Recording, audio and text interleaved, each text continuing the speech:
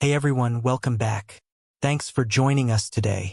We've got a brand new story to share with you, so let's begin. The restaurant was cozy and warm, filled with the soft hum of light jazz, dim enough to conceal secrets in every corner. Kathy sat by the window, her fingers nervously tracing the rim of her wineglass across from her. Roger, her new friend, her perhaps something more, wore a casual, confident grin that made her heart race. Tonight, he had brought her to this quiet, hidden spot in the city where the risk of running into someone who might recognize her felt minimal, or so she believed. Kathy had gone the extra mile with her makeup, double-checking every detail before their meeting because she understood the impact of looking flawless. When Roger excused himself to use the restroom, she fixed a stray hair and patted her lips to ensure her lipstick was intact. But as the minutes passed, a thought crept into her mind. Roger was taking a little too long. She tried to dismiss it as nerves, yet a slight chill ran down her spine that she couldn't shake off. Her phone buzzed softly, breaking her from her thoughts.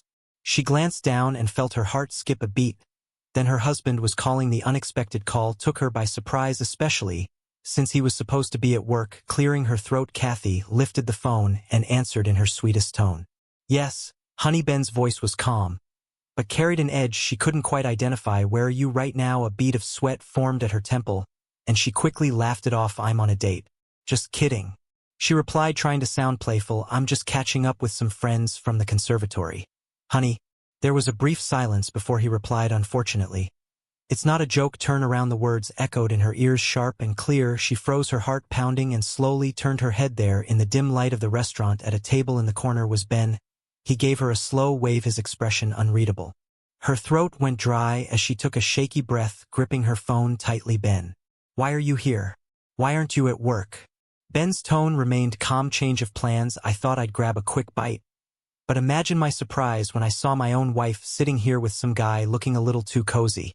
His voice was steady, but his words hit Kathy like a punch. Her pulse quickened as she scrambled for an excuse. "Wait. What, you're misunderstanding. You think I'm on a date. What about you? You're sitting with that pretty woman over there." Ben chuckled softly. "That's Maria, Kathy, my lawyer." Kathy's heart plummeted, leaving her grasping for words, refusing to let Ben or his lawyer get the best of her. She took a steadying breath, straightened her shoulders, and with a hint of a smile made her way over to their table. The sound of her heels clicked softly on the floor as she approached. She took her seat next to them, summoning all the composure she could muster. "Well, hello there," she said politely, giving Maria a small nod. "Maria, right?" Maria nodded back, looking composed though. Her gaze was sharp and steady. Kathy wasted no time. She turned to Ben, her voice sweet, but edged with challenge. "Honey, I have to ask, what's going on here? Why are you having dinner with a lawyer? Did something happen that you haven't told me about?" Ben looked at her, a small, unreadable smile tugging at the corners of his mouth. "Well, Kathy," he said slowly, "I suppose you could say I'm in a rather unpleasant situation. It's kind of embarrassing, really." He leaned back, looking between her and Maria, shaking his head. "I never thought I'd be here sitting with my lawyer. But here I am, you know. I just hope I'm not getting fitted for reindeer antlers this Christmas." His voice remained calm, but his eyes were hard. Kathy felt her cheeks flush, but forced herself to smile, keeping her tone light. "Sounds awful, honey," Kathy replied, turning to Maria with a small laugh. "What do you think, Maria? Imagine that your husband, who says he works the night shift, is actually secretly spying on you. A little paranoid, don't you think?" Maria's smile was smooth, her eyes giving nothing away. "Oh, trust me, life has a way of surprising us, which is why I'm here to help couples through times like these." Kathy let out a soft chuckle, though her heart raced. "So a divorce lawyer? Huh? Well, Ben, I'd hate to see you jump to conclusions. It's just dinner with an old friend. You know." She looked back at Ben, the smile never leaving her face. "A little impulsive of you, don't you think?" Ben took a long, slow sip from his glass, his eyes steady on Kathy. When he set it down, he gave her a calm, almost amused smile. "Kathy, you know, I'm a calm, rational man. I don't make decisions on a whim. I prefer to think with a clear head." He leaned forward, his gaze piercing. "So why don't you go ahead and tell us about Roger? Is he a friend or maybe something more?" Kathy didn't miss a beat, her own smile steady. "Ben, please, I've told you already. Roger is a friend from the conservatory. He's a brilliant pianist." She shrugged, keeping her tone light. "We just happened to meet up tonight in this beautiful place to talk about music. You know how creative people like us, these artists, tend to be a little more expressive. But that's all it is." Ben raised an eyebrow and let out a small chuckle. "I suppose I should hope his hands stay on the piano keys, right?" Kathy laughed, waving her hand. "Maria, You might want to note how your client here loves to provoke. Honestly, Ben, that innuendo is pretty bold. Maria simply shrugged, watching the exchange closely, but without much reaction. Ben's expression turned more serious, though a slight smile remained. So Kathy, he said, his voice calm, but firm, you're telling us that you and Roger are just friends. No intimate involvement. Kathy looked from Ben to Maria and back to Ben, a playful glint in her eye. Then we're just friends, pure and simple, unless of course Maria here considers a love of music a reason to file a suit for infidelity. She laughed, glancing at Maria, who chuckled and shook her head. Oh, I wouldn't go that far, Kathy, Maria said, smiling. I think I can handle this situation without getting too dramatic. Ben smirked, clearly amused. The whole scene struck him as almost funny. Her quick defenses, her breezy responses. All right. Funny. But you know, I'd love to hear what Roger thinks of your friendly relationship. He leaned back, crossing his arms. It would be interesting to get his take on things. Kathy kept her chin up, her voice steady. Of course, Ben. She replied, once Roger's back, I'm sure he'll back me up. Not sure why he's taking so long, though. She forced a little smile, though her fingers tightened around her glass, then leaned back in his chair, pulling out his phone and tapping the screen. Kathy. We actually don't need Roger here. He might show up eventually. But I thought you'd prefer to hear what we have to say right now. He lifted his phone slightly, his expression unreadable. It turned out that Ben had gone into the restroom with Roger, and they had a man-to-man conversation. With a tap, a recording began to play. Kathy and Maria exchanged quick glances, both bracing themselves for what was about to unfold. First, Ben's voice came through. Hey, man. Is that cute redhead over there? Your friend. Roger's laugh was easygoing, a little too comfortable. You could say that, he replied, but what's it to you? Ben played along, keeping his voice light. I've just always been amazed at how easy some guys make it look to pick up women. Maybe you could give me some tips, huh? It doesn't come as naturally to me. Roger's laugh was low and smug. Oh man, I don't know if you can teach it. Some of us just have it, you know. Ben's voice then shifted to a more playful tone, but still pressing. Hey, so tell me, people say redheads are the hottest and bad. Is that true? You get anywhere with her? Roger didn't hesitate. He laughed, sounding almost proud. Oh, they're wild. All right, that one, man, she does things, let's just say, if I'm not careful, she might break me. She bounces like crazy. There was a moment of silence in the recording before Ben responded, wow, lucky you. Roger chuckled again, sounding pleased with himself. Lucky, I'd say, so just hoping she doesn't wear me out tonight. You know what I mean? Ben then thanked Roger for the conversation and wished him luck. Ben emerged from the restroom first, deliberately propping the door handle so Roger couldn't get out for a while. A little lesson for Roger to linger a bit longer. The recording ended, and the restaurant's background hum filled the sudden silence at their table. Kathy's cheeks flushed, her fingers curling tightly around her glass, but she quickly forced herself to sit up straighter, clearing her throat as she struggled to keep her expression composed. Maria's gaze was sharp, her loyally instincts taking in every reaction, while Ben watched Kathy with an amused, expectant look. Kathy forced a smile, though her voice wavered. Well, Ben, she began, trying to maintain her calm, I think Roger was just, showing off. Men say all kinds of things when they think they're bonding with each other. He's clearly just joking around. Ben raised an eyebrow, a slight smile curling at his lips. Joking, huh? Sounds pretty detailed for a joke. But I'm all ears. Kathy, go ahead, explain away. Kathy straightened up, forcing a small laugh despite her flushed face. Ben, really? She said, trying to keep her voice steady. Roger is just a braggart. He loves to joke around and exaggerate. Honestly, the guy's got a wild imagination. He probably thought he was just being funny. She turned to Maria, hoping for an ally. Maria, I mean, can we really consider the wild claims of a guy who talks like an idiot as proof of anything? That's ridiculous. People say all kinds of things. Maria's expression didn't soften. She gave Kathy a tight-lipped smile, looking mildly entertained. I think I've seen enough for one night, Kathy. This isn't my usual kind of event. But I have to thank Ben for inviting me. It was eye-opening, she said with a nod toward Ben. Kathy's face grew tense, but before she could respond, she saw Roger standing and scanning the tables, looking frazzled and confused. Ben gave a polite smile. Looks like your friend is back, Kathy. I think he's looking for you, he called out to him, and Roger rushed over, clearly frustrated, without even noticing Ben and Maria. Kathy, you won't believe it, some idiot propped the restroom door shut, had me stuck in there forever. He glanced around and then narrowed his eyes at Ben. It was you, wasn't it? Are you nuts? Ben merely raised an eyebrow, smiling while Kathy gave Roger a pleading look. Roger, let me introduce you. This has been my husband. Why don't you explain to him that you're just— But she never finished. Roger's face went pale as he finally put the pieces together, his expression turning to sheer panic. Oh crap. He stammered, eyes wide. I think I just heard my phone ringing. Better go check on that. He gave a clumsy nod, then practically bolted to his table, snatching his things before darting out of the restaurant without looking back. Kathy stared after him, speechless, her face a mixture of shock and anger. Ben chuckled softly, shaking his head. Kathy, looks like Roger may be a decent lover, but he's a pretty unreliable friend. Seems he's not willing to stand by you in a tough spot. He glanced at Maria, then back to Kathy. Anyway, it's about time to settle up and head out. Don't you think? Maria remarked as she rose from her chair.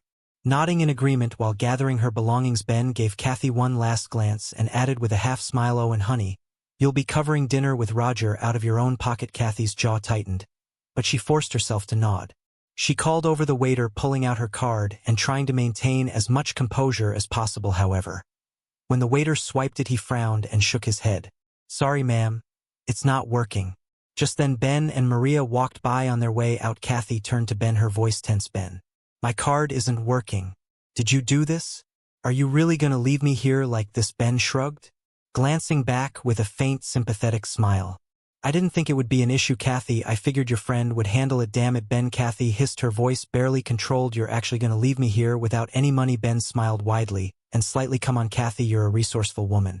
I'm sure you'll figure something out with that." He turned and walked out, Maria at his side. As they exited, Maria shot a glance at Kathy. "Ben, I'll have the papers finalized by tomorrow morning," Maria said, then nodded, relieved.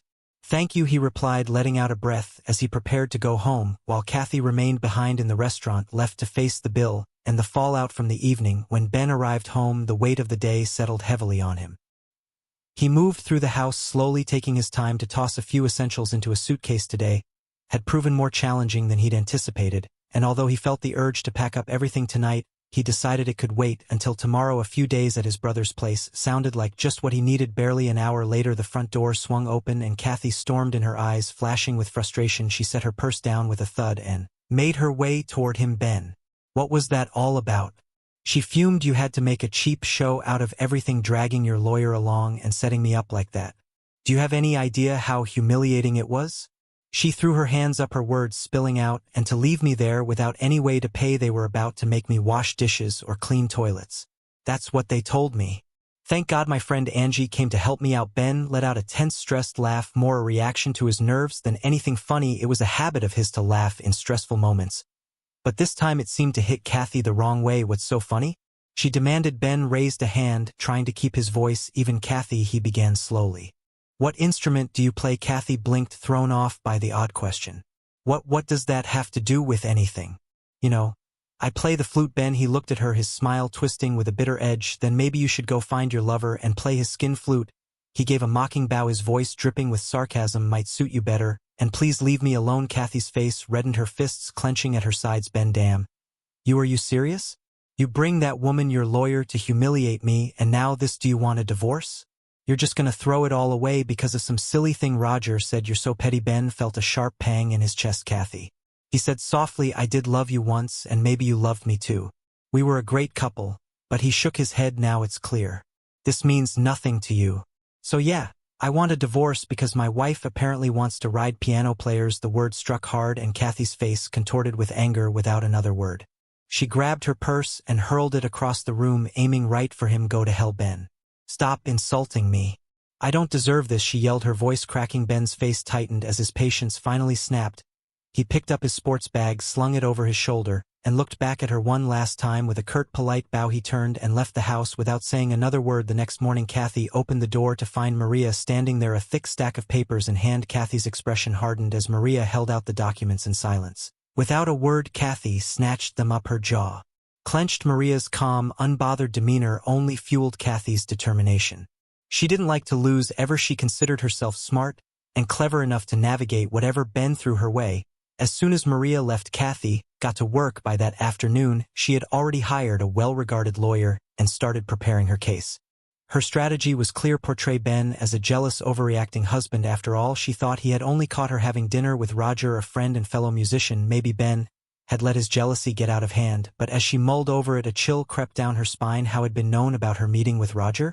She had been so careful, hadn't she? Kathy racked her brain, trying to remember if she had let anything slip, but came up empty. Pushing the thought aside, she felt confident that she could make this whole mess disappear in court. Finally, the day of the trial arrived. Kathy sat at the defendant's table, cool and collected. She and her lawyer had crafted a strong argument. Ben would be painted as a paranoid husband who had taken things too far. However, as the proceedings unfolded, her confidence began to falter. Ben's lawyer stepped forward with something Kathy hadn't anticipated: hard evidence. There were printed screenshots from Kathy's own phone messages between her and Roger that went far beyond friendly chat. Her face flushed, and she hissed under her breath, "Damn it, Ben. You went through my phone. That's a complete violation of privacy, but it didn't stop there. Ben had one more ace up his sleeve, a witness. He called their neighbor, a retired man who lived across the street, to testify that he had seen Roger coming to the house one evening. While Ben was working the night shift, Kathy's lawyer attempted to discredit the witness, but the damage was done. Ben's case was rock solid and Kathy's defense unraveled. By the end of the trial, the verdict was clear: Ben had won. Afterward, Kathy managed to catch up to him in the courthouse hallway. She stepped in front of him, her voice softer than it had been in weeks. Ben, please, can we talk? Maybe we don't have to end things like this. I made mistakes, but we had something special. Isn't there any way we could try again? But Ben's expression remained cold, untouched by her plea. Please, Kathy. You didn't just make mistakes, you lied. Even now, standing here, you're trying to twist things, he said, shaking his head. I loved you, but betrayal is something I can't forgive. Kathy's face fell as she watched him turn and walk away, leaving her to confront the full weight of her choices. The game she had tried to play had come back to haunt her, and now there was nothing left to do but live with the consequences. 3 months after the trial, the finality of Kathy's situation set in the divorce had been quick and unyielding, a stark reminder of how drastically her life had changed. Ben had been resolute, and Kathy found herself navigating a world that felt increasingly hostile at first. She tried to maintain her composure, believing that she could still piece her life back together, but the reality of her dwindling savings and mounting bills soon crushed that hope. She lost her job at the music school, the director citing unprofessional behavior following the scandal. Without a steady income, she struggled to keep up with her mortgage payments. The house that had once felt like a sanctuary transformed into a prison of debt, each missed payment echoing in her mind as the eviction notice arrived. Kathy stood in the living room, surrounded by boxes filled with her past. The walls felt like they were closing in, reminders of a life that no longer belonged to her. Friends, who had once supported her, began to distance themselves, some whispering behind closed doors about her fall from grace, while others simply didn't know how to react. With nowhere to go, Kathy sought refuge with a distant relative who reluctantly took her in. Living in cramped quarters only deepened her sense of isolation and shame. As she lay awake at night, the weight of her choices pressed down harder. The regret was suffocating, and she often thought back to the life she had with Ben, what it had felt like to be loved and secure. In her darkest moments, Kathy realized that she had lost more than just her job and her home. She had lost the man she had once vowed to cherish. The betrayal she had thought she could brush aside had not only cost her a marriage but had also stripped away her identity. Now she was left to confront a future that seemed bleak and uncertain, with the echoes of her past haunting her every step. Thanks for watching. If you enjoyed this video, don't forget to like, comment, and subscribe for more stories like this. See you next time.